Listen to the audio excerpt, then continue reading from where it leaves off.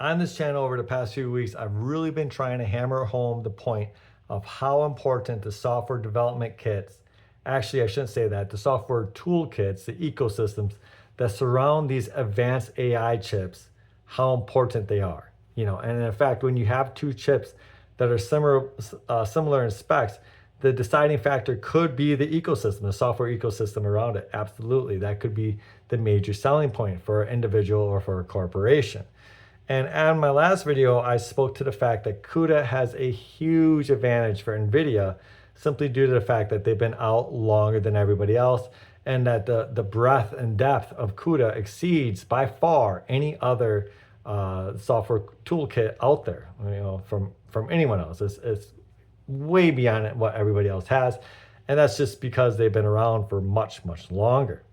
Now, right after I made that report, it turned out that in China, all this information came out that kind of validated what I've been saying. And it turns out that Deepseek has abandoned the Huawei 910C accelerators, and they have abandoned it, and they have to turn to Nvidia's H20s. And this is despite Chinese authorities urging them to attempt to use domestic chips in the training of their new R2 model. Now, the reason that they had to do that, they've given various reasons. Some people are saying it was FP16 versus FP8. I will explain that later. Slow interconnects were given for another reason. But the one reason that stood out to me that I believe is the real reason is that it was stated that the CANN architecture, the computer architecture for neural networks, the CANN system that's developed by Huawei for their Ascend accelerators, is still immature. And that stands out to me because I have been hammering home this point, how when you're a software developer, you're going to run across these different issues, no matter what framework, no matter what tool you're using.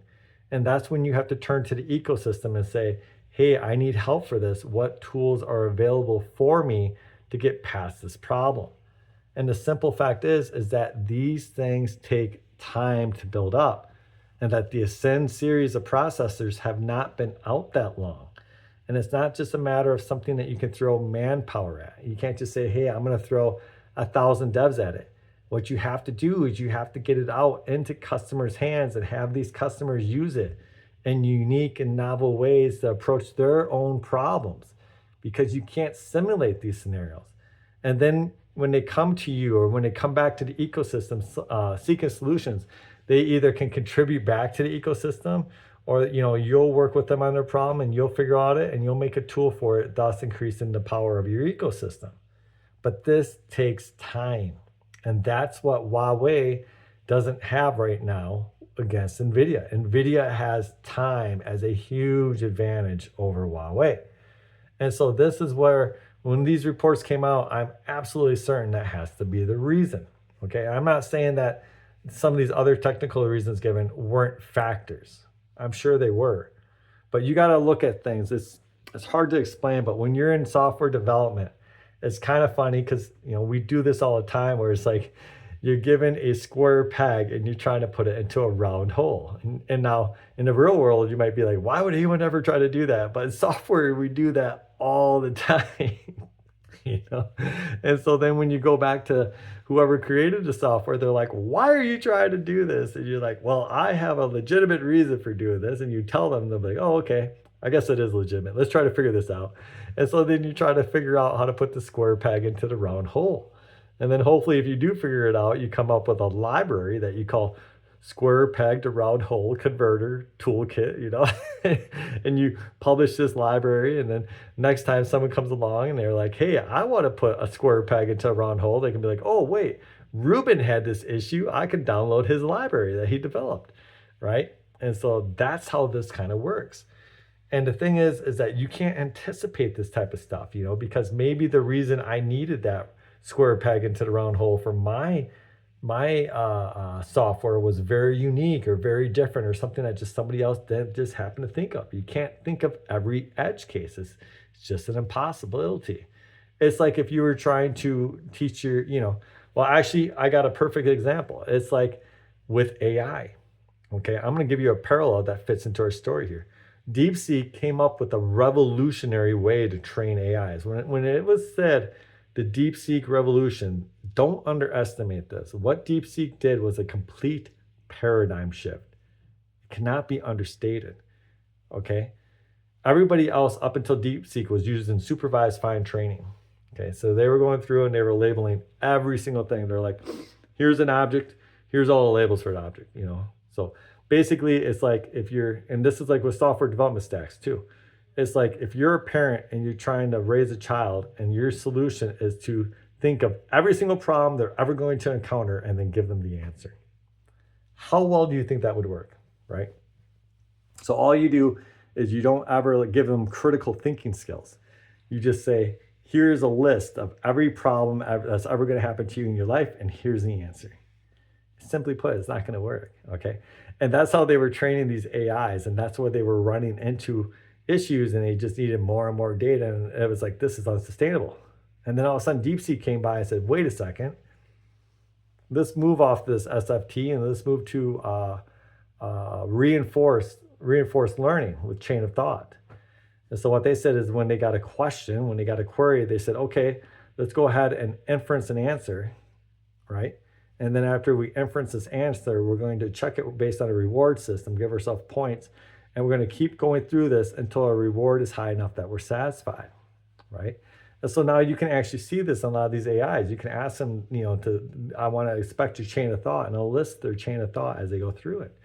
And so that's what DeepSeek did in the training of these models, okay? And that's why they were able to train it at a fraction of the cost, right? Because they didn't have to go through and say, I need 11 billion jillion parameters. I mean, don't get me wrong, they had tons of parameters. Of course they did. It's not like the SFT portion isn't still important. It obviously is. But by adding this in, they were able to take it and refine it to a level that these other AIs weren't able to at the same, you know, they were able to, but it took them much, much more cost. Okay, so that was the DeepSeek revolution. Now, just like in a software stack, though, like what I was saying, okay, nobody else had thought about this, right? So how could somebody developing a software stack say, hey, I know what DeepSeek's going to do over here? Well, nobody had done it yet, so it's impossible for them to think of that, okay? So just like the parent, you have to have critical thinking skills for your children. And so when you look at DeepSeek, my guess is that, you know, from all intents and purposes, from what I heard, you know, they're 3 months behind schedule with R2. And the Chinese understand with this crazy Trump, you know, trade war initiated by America and this crazy chip war that was also initiated by America, and how unpredictable our leadership is over here. They probably, you know, after the success of R1, yeah, they're like, hey, if you can use domestic chips, that's for the best of everybody. You don't want to become hooked on American technology. And absolutely, that's the right thing to do. I mean, look at how belligerent America's been. It's been absolutely nuts in their behavior towards the Chinese, especially with these chip sanctions. But the simple fact is that DeepSeek was unable to complete a single training run and they're 3 months late. And this is despite the fact that Huawei sent over a team of engineers.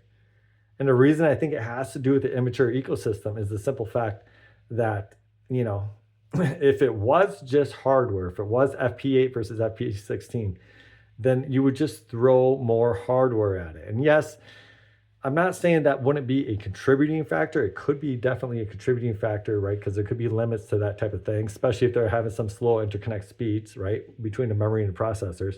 But essentially, it should be something that you're just like, okay, we're just going to throw more memory at it, right? Now, again, there are limits to what I'm saying there, but it doesn't seem like that should be insurmountable, that they couldn't even complete a run. But what would be insurmountable is if the fact that DeepSeek, again, was trying something new and novel. Remember, these are the people who literally upended the industry last time. And they're looking at the tools from Huawei and they're saying, you don't have the tools and the development toolkit that we need. And so what would Huawei do? They would send over a team of engineers and they'd be like, let's try to develop these tools. But that takes time. That takes a ton of time, okay? And my guess is that the CEO of DeepSeek was like, this is already too late. We're gonna keep using these Ascend accelerators For inferencing, they're fine, but we need to go back to the H20s, which are not any better than the 910Cs. Yes, they have FP8, but I'll go into what that is later. But they're really not any better. But the simple fact is it has CUDA, which is much, much, much more fleshed out.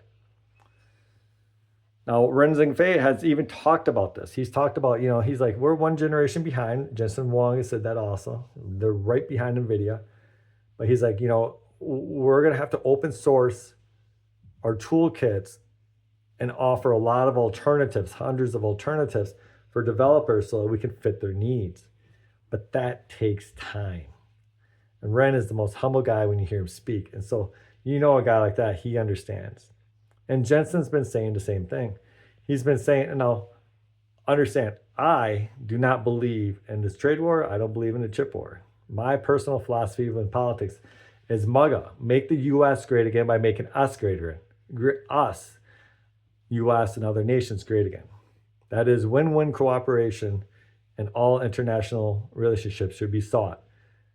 Right? Whether it's trade, whenever there's a collaboration, it should be win-win. It should be no zero-sum game.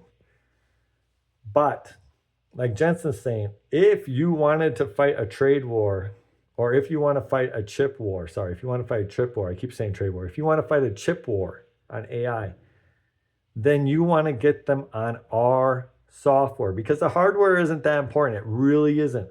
What you want to get them on is hooked on our software, on our ecosystems. Okay, so that we're writing the protocols, we're writing the standards. And he's absolutely correct. I mean, that's what the SWIFT banking system is.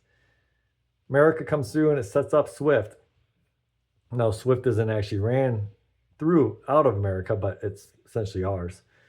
And now we can sanction anybody with it. What an awful thing to do, right? Think about how terrible that is. You build something that's to the benefit of everybody, and then the first thing you do is you use it to punish people that you don't agree with. Just how shallow. It's like, this is why we aren't at a Star Trek level of civilization, because we're just so shallow people, But anyways. But yeah, if you want to do the chip war, that's what you would do too. You do the same thing. And I hate to say that, but it's not like, I'm not saying some genius level stuff here. It's pretty obvious, right? Jensen's even saying it. But the Trump team, they just don't understand. They think of it like old fashioned, like, oh, we'll put a tax on it. Oh, we'll keep it out of their hands. I mean, they should be like, hey, we'll give these H20s to everybody in China. You're in China, you're a firm, you get the H20 for free. All you got to do is use CUDA. Right? To use it, you just have to get any support on a chip, you have to use CUDA. Your software must use CUDA. Right? Oh, okay, yeah, we'll take these chips for free. Right? Tell everybody in the world on that. And now you got them in the SWIFT banking system again. And now you can sanction them whenever you want. I hate to say that, but it's like, if you're going to do it, that's how you would do it. That's how you would do it right there. That's how you would do it. Okay. So anyways, to sum this up, I just bring this up because this is the thing. Huawei is an absolutely amazing company. I've never heard of a company being targeted by Western civilization for destruction, and not only surviving, but thriving, right? Absolutely thriving. But the simple fact is, when it comes to these AI accelerators, as I've said with the CM384, which might actually surpass the NVL72 in some aspects of performance. But it isn't always just about the raw performance, okay? It's about the software toolkits that surrounds these chips. And that is something where Nvidia undoubtedly has an advantage. Now, just to clear up some things here, I was talking about FP8 versus FP16. If anybody's interested in that, so when you have the AI training, what you do is you represent the data with these numbers, and I'm really summing this up just in case there's like an AI professor out there who's like, this is a 1,000-yard summary. But FP32 is a floating point 32-bit number that would be considered full precision.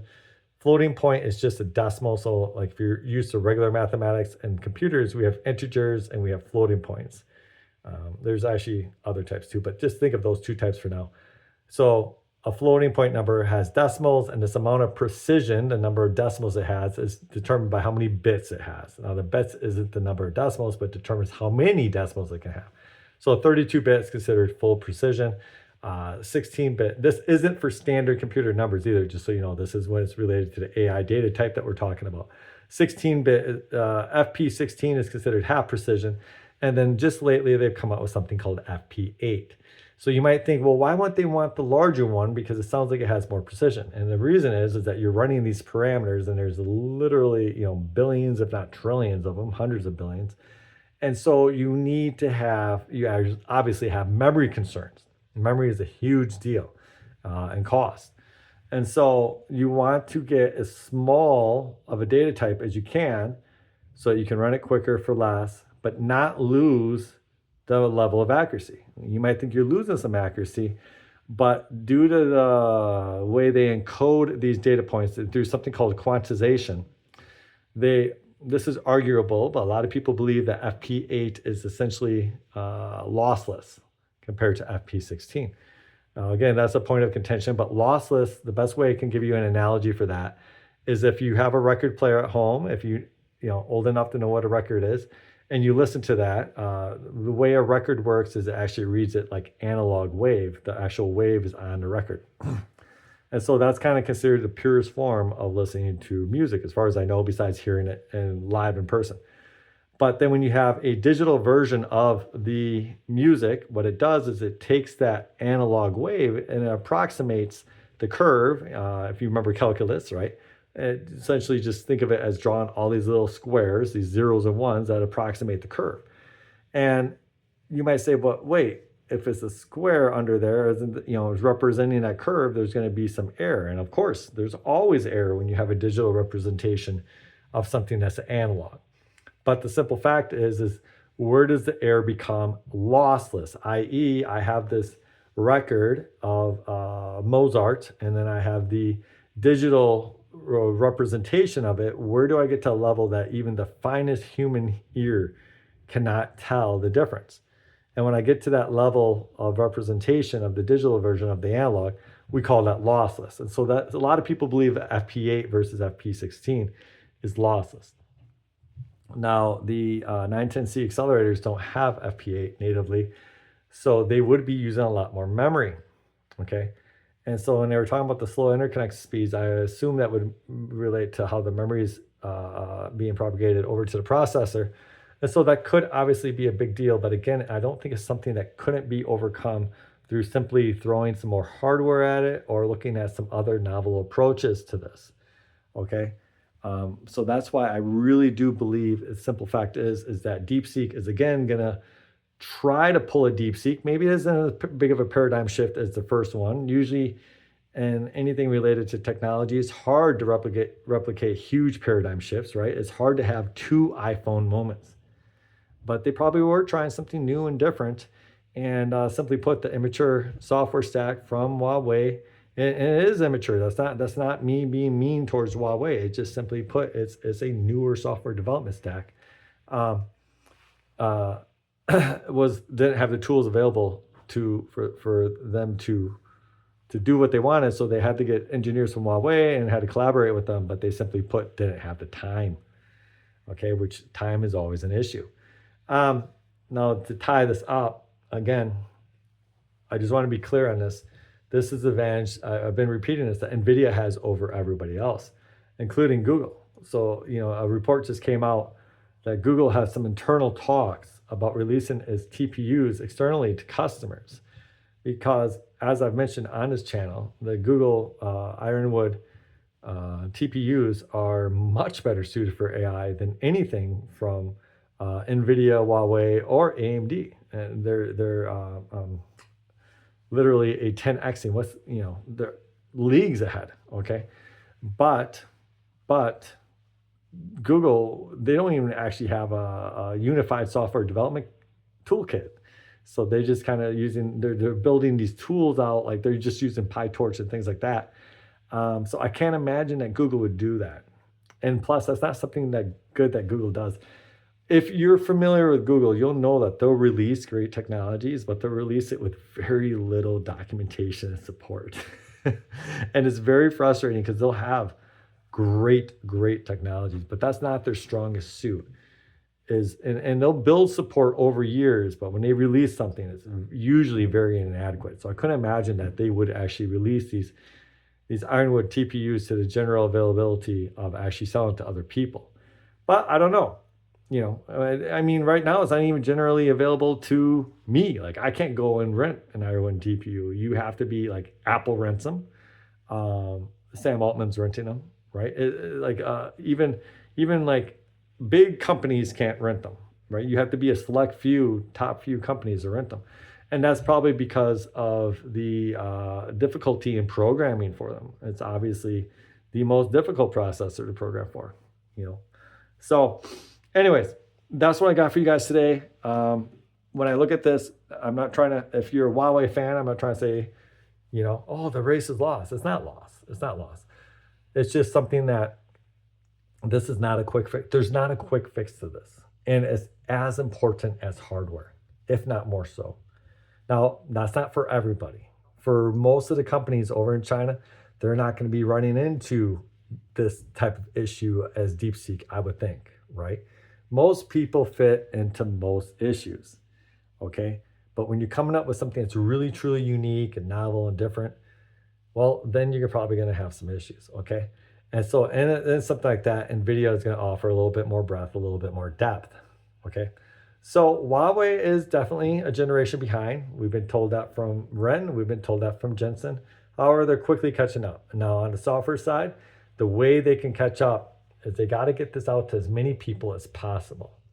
So they got to look to Deepseek and say, okay, even though you're going back to the H20s for training, please, we'll keep our team with you working. If I was Huawei, I'd keep that team over there, working with them. Make sure we're going to keep using it for inferencing. Because remember, here's the thing. If they had stuck that problem out for training and they had solved it, then they take that, add it to their toolkit, and that's adding more depth to their toolkit for the next person that comes along. So that's kind of the big thing about them moving away. It's not even just the simple fact that they moved away and you're like, oh, they're moving to Nvidia. No, it's the fact that now Nvidia is, Deepseek is removing its resources from Huawei's chips, from the ecosystem. They still got the chips. They're still using the chips, but they're removing it from the ecosystem. And so now any problems that they would have encountered that they would have had to solve, they're going to be looking at Nvidia's problems with CUDA. Like, oh, hey, I found a problem with CUDA. Okay, we're going to fix it. And they're going to be making that ecosystem better. And that's where the true power of it lies. Okay, everybody, I hope that worked for you. Have a great day. Take care.